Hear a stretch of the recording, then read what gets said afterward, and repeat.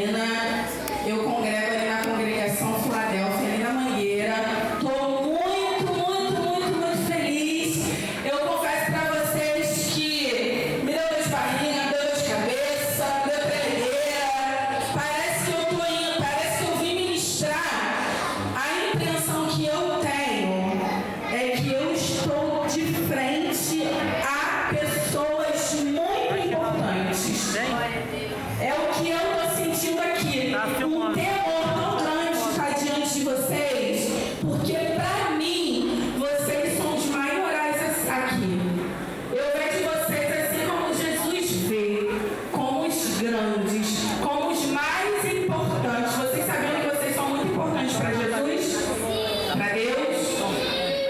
E pensando nisso, a irmã Débora me deu uma palavra, eu trago um abraço do dirigente que eu congrego ali, o presbítero Carlos Henrique, está ali comigo me acompanhando, minha amiga Daniela, minha intercessora.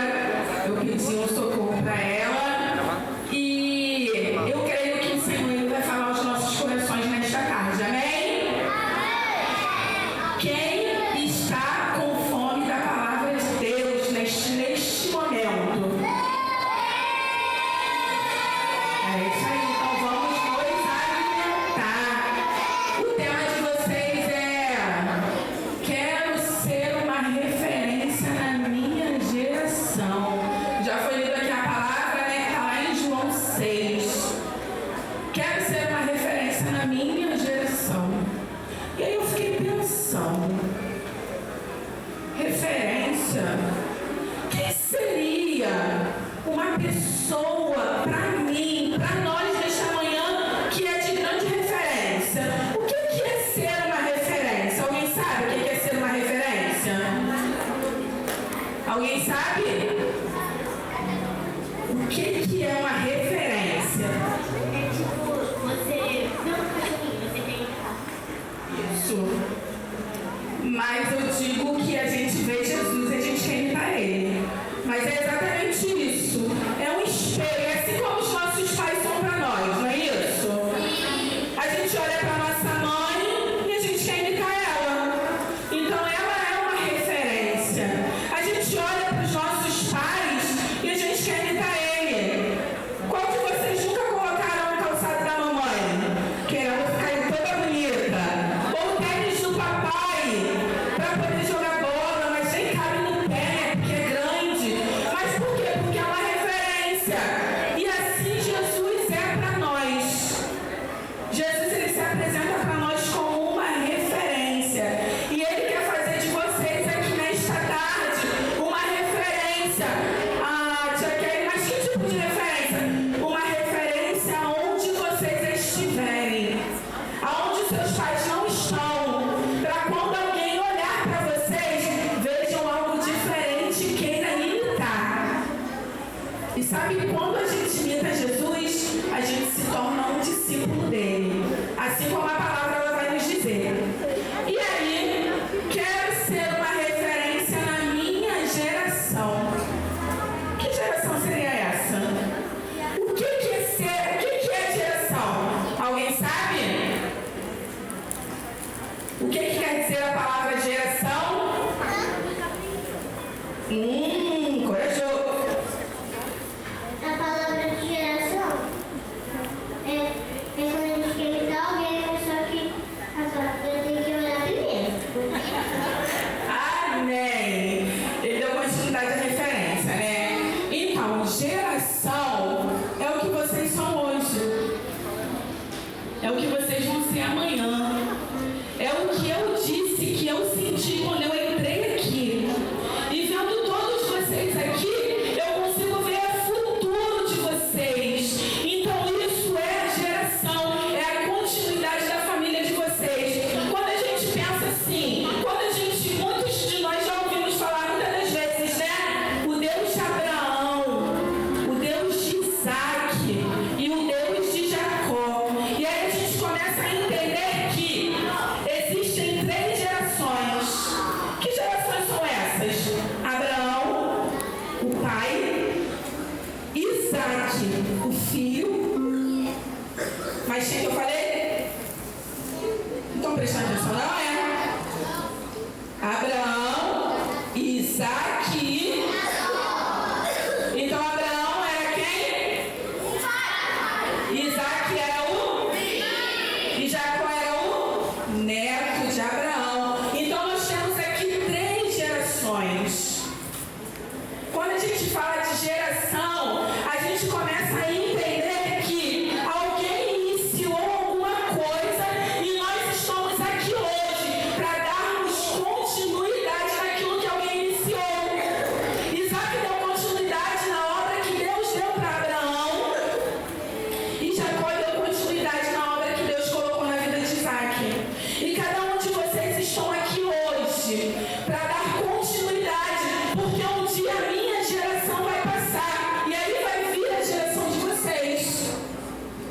alguns pastores, presbíteros, tem professoras aqui que são referências de vocês e que vocês também serão professoras e professores.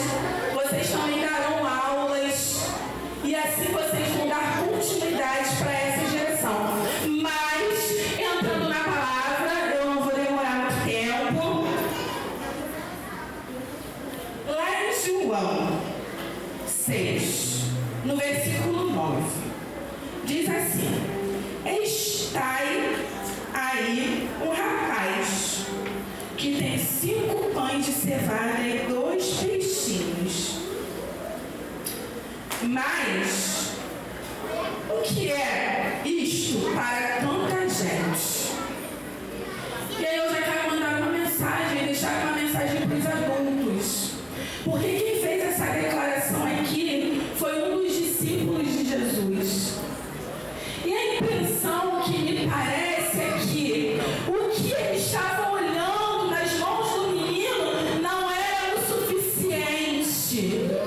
E isso nos faz entender nesta manhã que nós precisamos, enquanto adultos, enquanto liderança, enquanto referência na vida dessas crianças, devemos dar para eles, aleluia,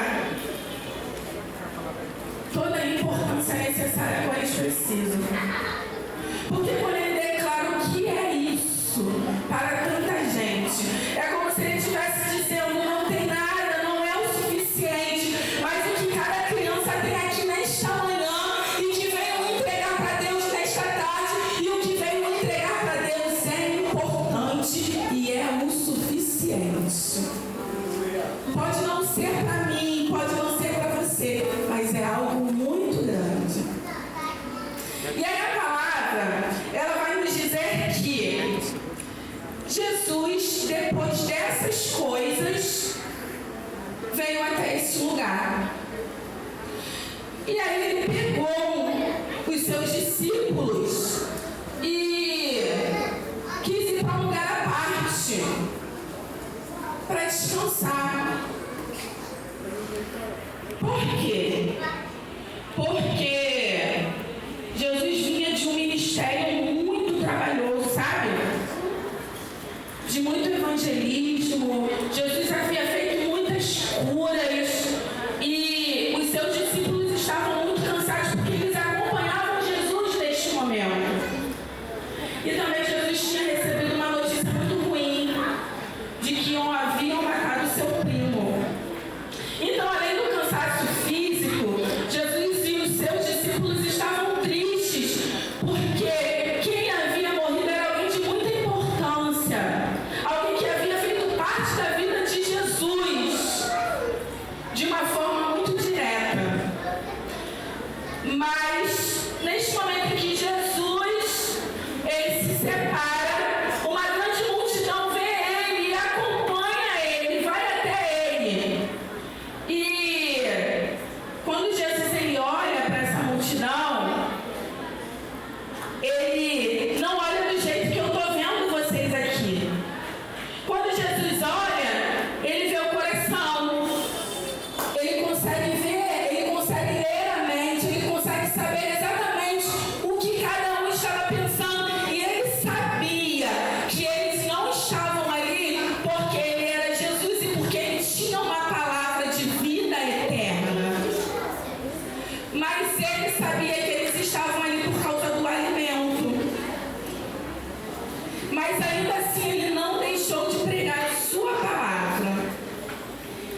E aí, Jesus olha para aquela multidão e começa a ministrar sua palavra de vida eterna, declarando para eles que ele era o pão da vida, que ele era muito melhor do que o pão de cevada que foi apresentado para vocês, do que o pão que nós comemos no café da manhã e no lanche. Que ele saciava a fome que nós temos por dentro. E aí, ele começou a ministrar sobre essas coisas, sobre o céu. Mas ele também olhou a necessidade daquela multidão. E quando ele olhou a necessidade daquela multidão, ele fez uma pergunta para um dos seus discípulos: como nós iremos saciar as necessidades deles? E aí, pensando nisso, eu vou pedir para a irmã Débora colocar a primeira imagem para a gente. E aí eu quero que vocês prestem atenção nessa imagem. O que é que vocês estão vendo?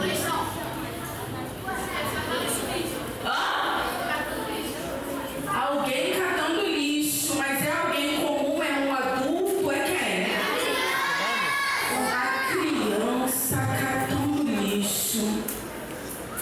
E ela está em qual local? Lixão. Isso é comum? A gente costuma ver isso?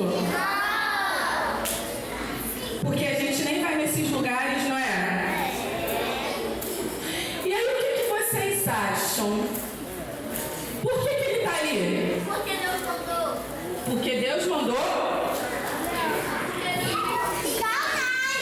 Ele está procurando comida. Porque ele está procurando alimento. E algum de nós já teve essa oportunidade de procurar alimento na rua? Graças a Deus, né? Jesus foi bom com a gente. Mas hoje, nos tempos de hoje, existem crianças assim, no meio do lixão, catando os seus alimentos para comer e para se alimentar, porque o alimento é uma necessidade, não é? Não é uma necessidade? É uma necessidade física. Todos nós sentimos fome. Não sentimos fome? E se a gente olhasse para esse menino e encontrasse com ele? E se a gente passasse por um lugar como esse e encontrasse com esse menino? O que a gente poderia fazer por ele? Eu vou levar ele para minha casa para ele comer comigo. Meu Deus! Aleluia! Eu vou levar ele para minha casa para ele se alimentar comigo. Sabe quem fazia isso? Jesus. Então tá aí um discípulo de Jesus. Porque ele conseguiu entender que nesse menino tem uma necessidade. E ele conseguiu entender que ele pode abençoar as necessidades desse menino. Pode passar a próxima. Que imagem é essa?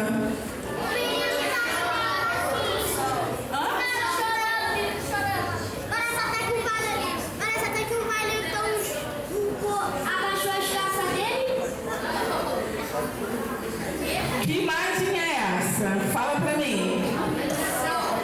Ele está sofrendo bullying. Nossa, tá sofrendo bullying. Mais o quê? Ele está sofrendo bullying dos seus amiguinhos no primeiro dia de aula. Nossa. Isso é uma condição que já aconteceu lá no passado ou acontece agora? Acontece agora. Essa palavra bullying ela foi criada há pouco tempo, mas já no tempo antigo já acontecia isso, só não existia uma palavra e nem tinha tanta evidência assim. Calma aí que o meu amigo aqui quer falar. O menino estava com depressão. Meu Deus! O menino estava com depressão. E aí a gente já conseguiu observar a necessidade dele, só olhando a imagem. A gente começa a entender que ele está na escola, não é isso? E ele está longe de quem? Dos seus pais. Ele está longe da referência da casa dele. E como a gente consegue, como a gente pode abençoar a necessidade desse menino? O que a gente pode fazer por ele?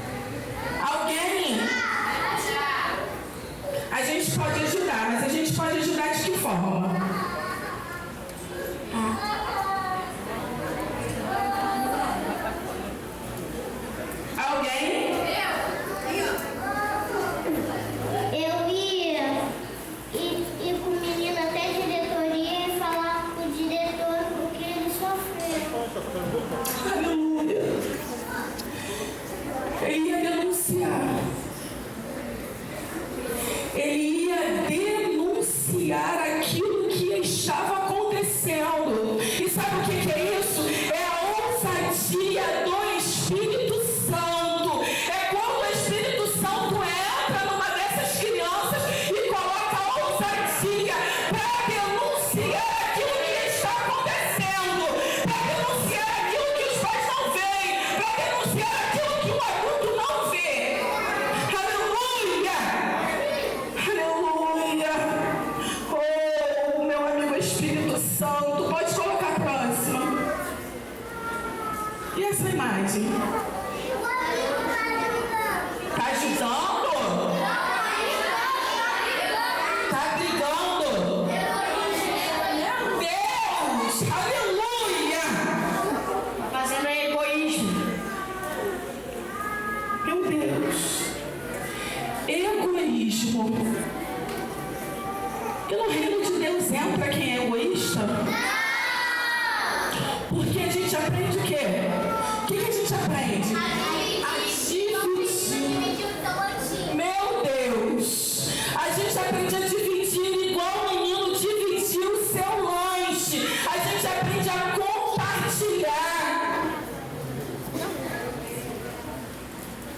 Tem que, se não dividir, não vai pro céu. Porque no reino de Deus não entra maldade. Aleluia! São simples imagens, mas a gente consegue compreender que ali tem uma necessidade. E eles conseguem perceber que se tem uma necessidade é preciso se fazer alguma coisa. Pode passar a próxima.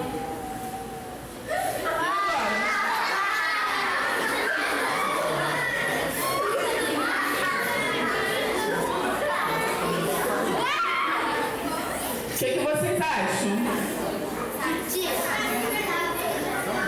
Alguém sairia assim na rua? Alguém sairia ao lado de uma pessoa, de uma criança, de um amiguinho assim, do lado? Iria para uma festa? Quando a gente olha, a gente acha engraçado, não é? Mas quando a gente olha, a gente também vê o diferente. E a gente estranha. Não é estranho? Não é isso? Mas eu fico olhando para ela. E aí quando a gente olha, a gente começa a colocar uma porção de característica, né? E dizer quem ela é, o que ela pode ser. Mas qual é a necessidade que a gente poderia suprir dela? O que a gente poderia fazer para ajudar?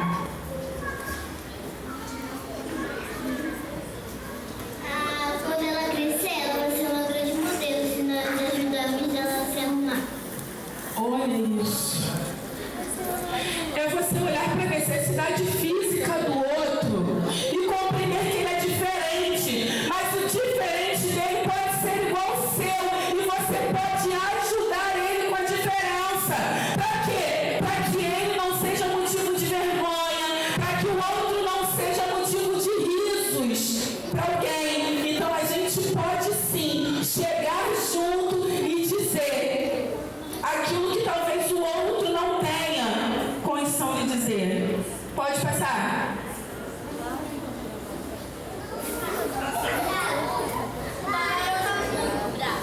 Muito brava. E crianças ficam bravas? Ficam.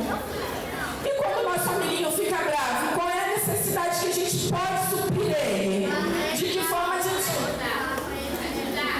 Ajudar como? Alguém falou aqui que eu... Alguém falou uma coisa aqui. Isso aí. Vai. Deixa eu te usar. Acalmando ele. Olha isso. A gente pode suprir a necessidade de quem está nervoso com uma palavra de calma.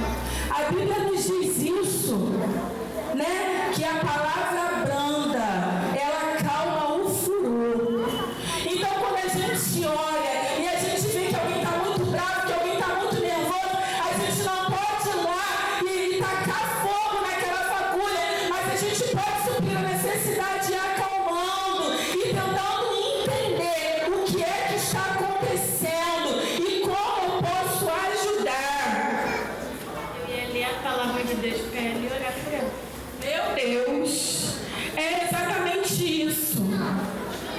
entender que a palavra de Deus ela é importante. E que vocês são essas referências aonde vocês estão. E que quando a palavra de Deus ela é ministrada na hora certa, ela pode mudar a condição a qual a pessoa, a qual a criança se encontra. E isso eu não estou dizendo que você vai ser referência só para as crianças, não. Mas vocês podem ser referência para os adultos. Vocês podem ser referência, aleluia, na igreja, para os seus pastores, para as suas lideranças. Eu digo isso porque o Davi não está aqui, ele não pôde vir hoje. Meu filho tem 12 anos e muitas das vezes o Davi foi referência de Deus para minha vida. Glória a Jesus. Eu me lembro de um dia a qual eu estava muito triste lá em casa, porque eu estava esperando o Senhor realizar uma promessa na minha vida. E eu estava lavando louça e chorando. E aí o Davi, ele tinha, na época, eu acho que ele estava com uns 10 anos. E aí ele chegou pra mim, ele passou a mão nas minhas costas, vem cá, amor. O Davi, tá, gente? Ele passou a mão nas minhas costas e ele falou assim: mãe, fica tranquila, porque o que Deus falou que vai fazer na sua vida, Ele vai fazer. Aleluia! Ele tinha 10 anos, pode sentar, amor. E aí eu chorei, sabe? Porque eu percebi que o Senhor estava usando os lábios do Davi para acalmar a minha alma. Então vocês não serão usados só para acalmar a alma de uma outra criança, mas acalmar a alma de adultos também. Pode passar. E agora? Nervosa, entediada, pensativa, indecisa. Nossa, quanta característica. E aí, de que forma a gente poderia abençoar as necessidades dela, suprir as necessidades dela? Porque a gente olha para pessoas assim todos os dias. Hã? Eu tenho uma palavra. Tem uma palavra? Parece que ela fala um palavrão aí fácil. Como nós podemos abençoar a necessidade?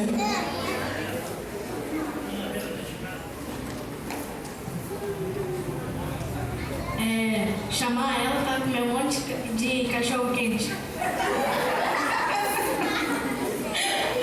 Comida também alegra, né?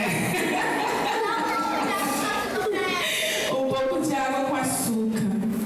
É quando a gente olha para o outro mesmo. Olha quantas características. Calma aí, tá bom.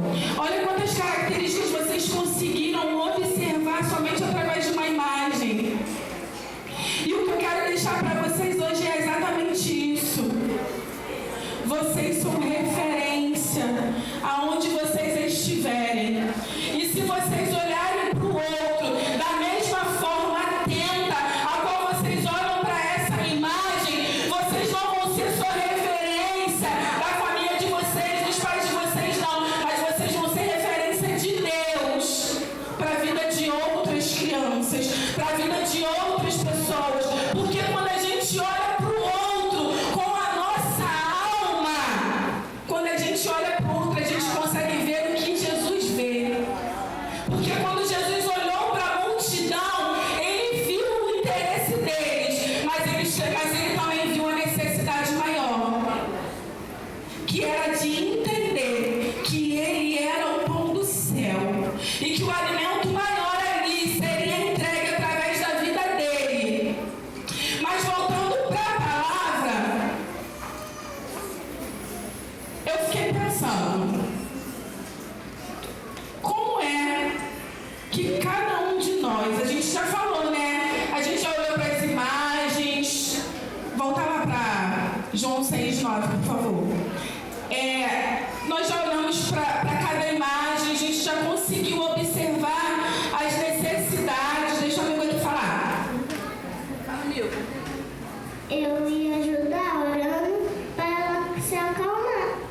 Glória a Deus. Olha aí, ó. Intercessor, gente. É olhar o futuro, é olhar além. Glória a Jesus, João 6.